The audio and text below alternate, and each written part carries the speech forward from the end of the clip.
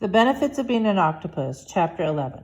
On the way to the bus stop on Wednesday, I'm running my fingers through my hair because I didn't have time to brush it, when I see Silas down the steps of his trailer, except his dad's truck is in the driveway, like it usually is. Where's your truck? Silas shakes his head and stares at the ground in front of him.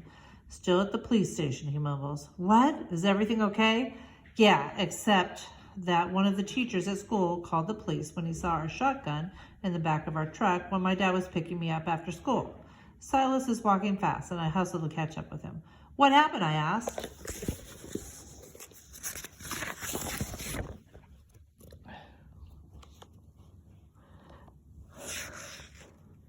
The police were nice enough. They got that he was just picking me up to go hunting. They just had to hold the truck overnight for security purposes, but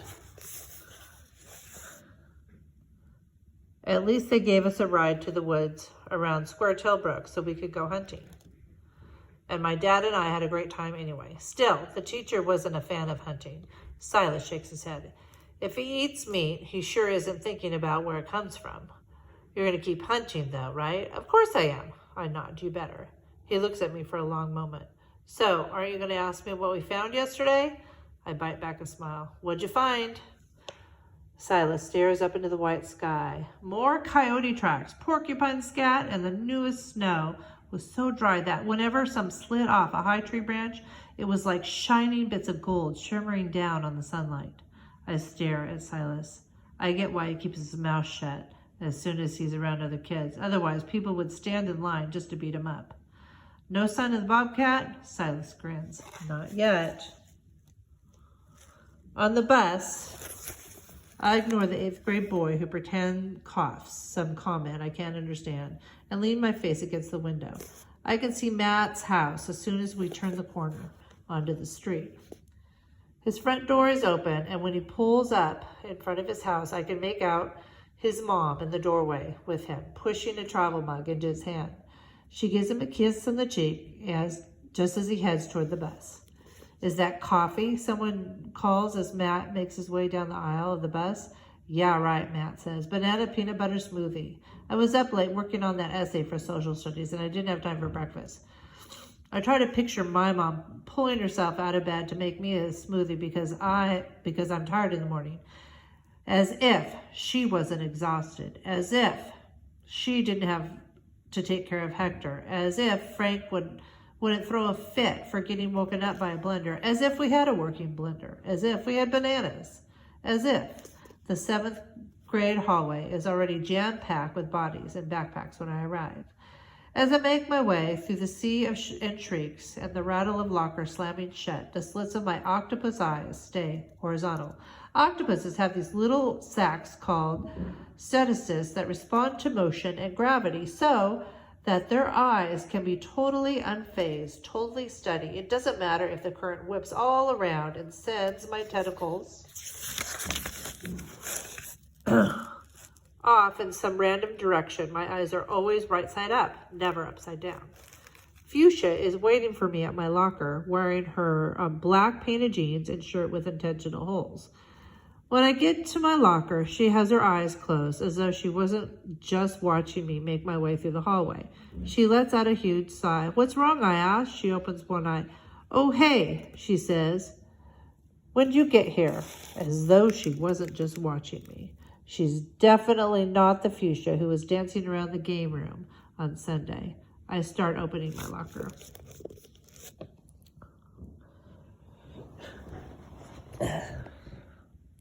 She sighs again and rolls her eyes so slowly and dramatically that I wonder if her eyeballs are going to roll into the back of her head. She does not exactly have steady horizontal octopus eyes. I give up. What's wrong? I ask again. It's all stupid. I jiggle my locker open. What is? I hang up my coat while I wait for an answer, but she doesn't say anything. I look at her and she's twisting up a flyer someone was handing out about some student council fundraiser. The top of it says something about buying Valentine's Day carnations for your sweetie or bestie. Mostly, though, she looks like she's going to throw up. I push my locker shut. What's going on?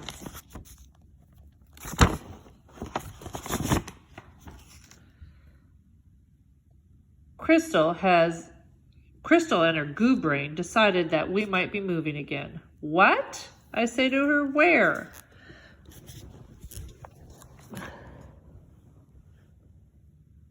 Just down the street like we always do. I guess there's some guy, Michael, who's going to cut us a better deal on rent. But ugh!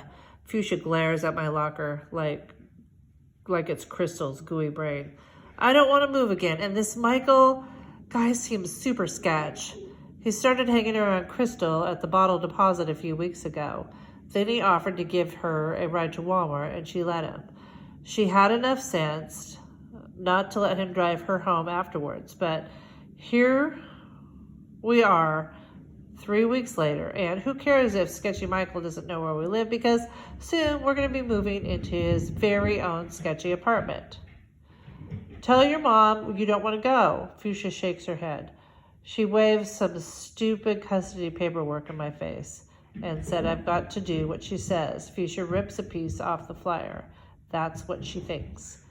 Crystal can turn into a full-on defensive lineman when she wants to. Like when she and my mom had this big falling out that ended their friendship. It was like Crystal tucked her head and tried to plow my mom right over.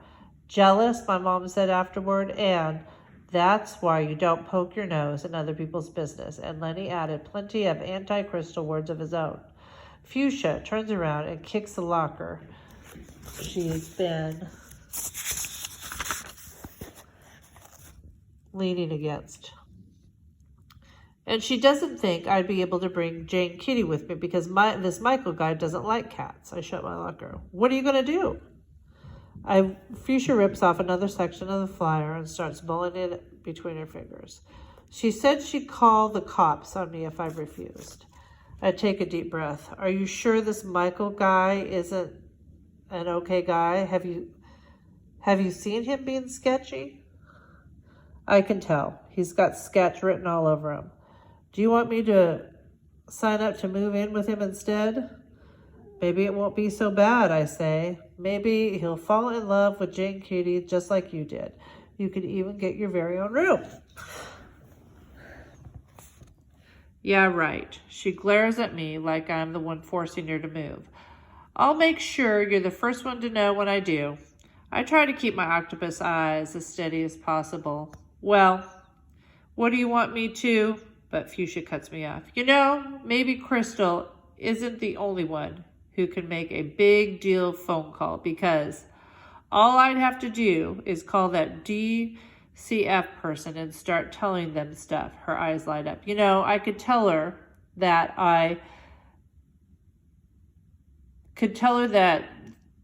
she's in for it if she goes ahead with this. Several lockers down, I hear laughter, and I turn to see a bunch of boys with Matt in the middle telling some joke. And then if Fuchsia is saying, wait, what are you looking at? I quickly look away from the group of boys. Nothing.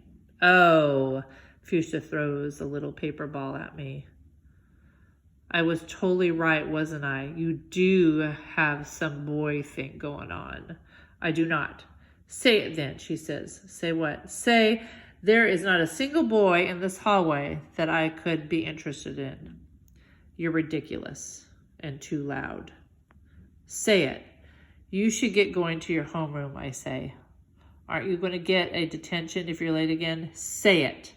I shake my head and walk away, past the boys, without looking at a single one of them. You didn't say it, Fuchsia calls after me. Fuchsia might have been the only girl willing to be friends with me when I moved back to the town in 5th grade. But she doesn't always make it easy.